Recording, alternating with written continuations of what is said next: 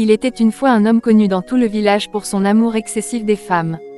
Marié et père de famille, il ne trouvait pourtant jamais satisfaction dans son foyer. On le surnommait le playboy du village, car son cœur était constamment en quête de nouvelles conquêtes.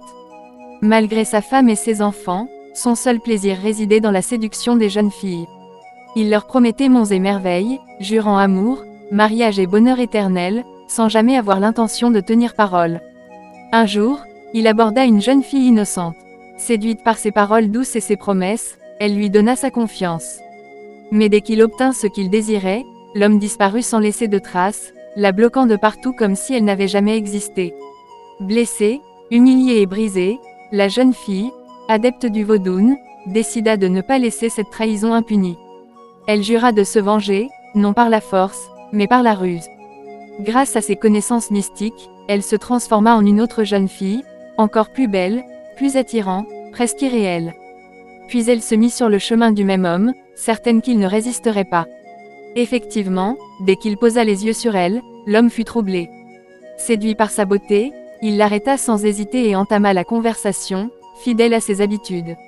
La jeune femme, qui n'était autre que la vengeance incarnée, accepta ses avances sans opposer la moindre résistance.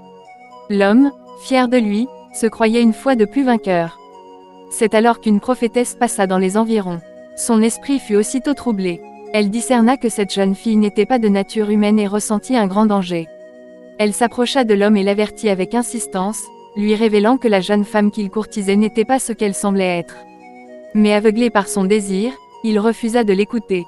Pire encore, il se moqua de la prophétesse, l'insulta et la traita d'incompétente, prétendant qu'elle n'avait aucun don. Attristée par tant d'orgueil, la prophétesse se retira en silence, le laissant face à son choix. Peu après, l'homme rejoignit la jeune femme qui accepta de l'accompagner dans la brousse voisine. Il marchait tout joyeux, convaincu d'avoir encore piégé une innocente. Mais au moment où il s'approchait d'elle, la jeune femme disparut soudainement. Pris de panique, il regarda autour de lui, sans comprendre ce qui venait de se produire. Tentant de fuir, il vit apparaître un immense serpent qui se jeta sur lui et le mordit aux pieds. La douleur fut immédiate. Il cria, pleura, supplia, mais le mal était déjà fait. Il sentit ses forces l'abandonner, son âme quitter peu à peu son corps. Allongé au sol, sans espoir, il comprit trop tard les conséquences de ses actes. C'est alors que la prophétesse réapparut. Elle observa la scène, s'approcha du jeune homme, examina la morsure et, le cœur lourd, commença à prier. La prophétesse posa ses mains sur le pied du jeune homme et éleva la voix vers le ciel. « Ô Dieu vivant, maître de la vie et de la mort, toi qui vois le cœur des hommes, je te demande miséricorde pour cette âme égarée.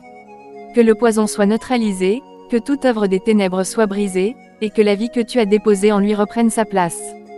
Que la justice cède la place à la grâce. » Puis elle poursuivit sa prière avec foi. « Seigneur, restaure ce corps, rends à cet homme la force de marcher à nouveau sur le chemin de la sagesse.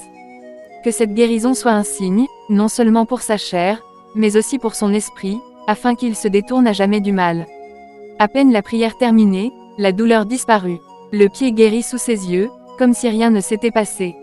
Le jeune homme se releva lentement, étonné par la rapidité de sa guérison, incapable de comprendre ce miracle. C'est alors qu'il se souvint des paroles de la prophétesse et comprit enfin l'avertissement qu'il avait méprisé. Honteux, il baissa la tête, réalisant que son orgueil l'avait presque conduit à la mort. La prophétesse lui expliqua calmement la vérité. La femme serpent n'était autre que la jeune fille qu'il avait autrefois trompée et abandonnée. Sa transformation n'était pas un jeu, mais une vengeance mûrie dans la douleur et l'humiliation. Elle ajouta que cette attaque n'était pas un hasard, mais la conséquence directe de ses actes passés. Ce qu'il avait semé dans le cœur des autres lui était revenu sous une forme mortelle. La prophétesse le conseilla alors avec fermeté, changer de voie, réparer ses fautes et respecter la vie et les cœurs qu'il croise. Elle lui rappela que la miséricorde qu'il venait de recevoir était une dernière chance. Le jeune homme acquiesça, le cœur lourd mais éclairé. Il comprit le message, promit de ne plus marcher dans l'infidélité et la tromperie. Mais au fond de son regard demeurait une question silencieuse, suspendue dans l'air comme un avertissement pour tous. Cette leçon suffira-t-elle à l'empêcher de recommencer, ou retombera-t-il un jour dans ses anciens travers ?